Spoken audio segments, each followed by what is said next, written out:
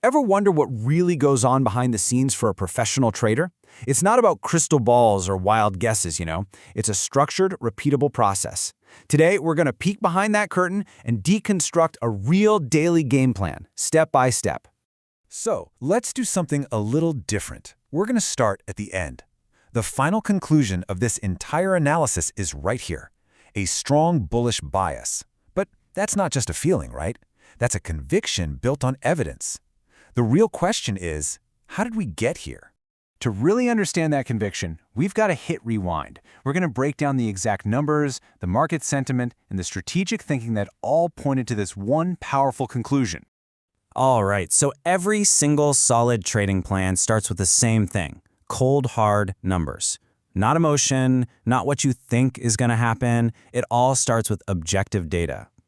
Think of it like building a detailed map of the terrain before you even think about taking a step. And the heart of that map, the "you are here" marker, is the pivot point. The best way to think about it is as the day's center of gravity. It's a level that gives us a baseline. If the price is trading above it, things are looking strong. If it's below, things are looking weak. Simple as that. So how do we find this magical center of gravity? Well, it's actually way simpler than you might think. We just need 3 key pieces of data from the previous day: the highest price it reached, the lowest price it hit, and where it finally closed. That's it. Those are our ingredients. And the formula? No crazy math here. You just add the high, the low, and the close together, and then you divide by 3. It's a simple average that gives us a baseline for the day. And the reason it's so popular is because it creates this objective consensus point that pretty much everyone is watching. So when we plug our numbers in, bam, this is the roadmap we get. Our pivot point, our center of gravity, is at 23,993. Now look at the levels above it, R1 and R2. Those are potential ceilings or resistance points. And below it, you've got S1 and S2, which are potential floors or support levels. Okay, having the numbers is one thing, but that's just half the story. The next step, and you could argue it's the more important one, is to interpret what these numbers are telling us about the market psychology. What's the mood out there? And wow, the clues are practically screaming bullish. First, the price closed above 24,000. That's a huge psychological number. Second, it closed right near the high of the day, which tells you buyers were in complete control all the way to the end. And the cherry on top? The key trend indicators, the EMAs, are all lined up perfectly, like soldiers marching in formation, all pointing up. So when you piece all of that together, the picture is crystal clear. As the analysis puts it, this isn't a market that's about to make a U-turn. This is a market that wants to continue its journey higher. Now we get to add another layer. We start thinking about the other players in the game. With a strong move up like this, anyone who is betting on the price going down, the shorts, is now in a really bad spot. They're trapped. And the big institutions, the smart money, they know this. They might actually try to push the price even higher toward those resistance levels we found earlier to really squeeze those trapped traders. Okay, so we have our strong bullish bias. Now it's time to build an actual, actionable plan. A professional trader never just has one idea. They have a playbook with different scenarios so they can react intelligently, not just guess. Given that everything is pointing up, our main strategy, of course, is going to be looking for opportunities to buy. But, and this is super important, how and where you buy is what really makes all the difference. So plan A, the A+ setup, is all about patience. We are not going to chase the price. Instead, we're going to wait for it to dip a little, to pull back to that key 24,000 level. This lets us get in at a better price, gives us a better risk to reward, and we know exactly where we're wrong if it keeps dropping.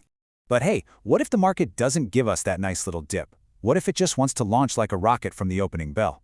Well, that's what Plan B is for. If the price shows incredible strength and breaks out above the recent highs, this is our plan to jump on that momentum train and ride it higher. Now, any good plan accounts for being wrong. So, what if this whole bullish thing is a giant fakeout? This is our low probability sell plan. It's only designed to trigger if the market pulls a very specific move called a bull trap, where it looks like it's breaking out, sucks buyers in, and then completely reverses on them. And notice how strict these rules are. We don't just sell because we feel like it, no. First, the price has to try to go higher and fail. Second, it has to crash back down below that key 24,000 level. Only if both of those things happen do we even consider taking this counter-trend trade. So we have the numbers, the analysis, the strategy. But now we have to talk about the biggest hurdle of all. You can have the perfect plan, but it's totally useless if you can't conquer the one thing that trips up most traders, your own emotions. So let me just ask you, after you see a huge, powerful move up like this, what do you think is the #1 emotional mistake that traders make? And there it is, the cardinal sin. Do not chase the move late.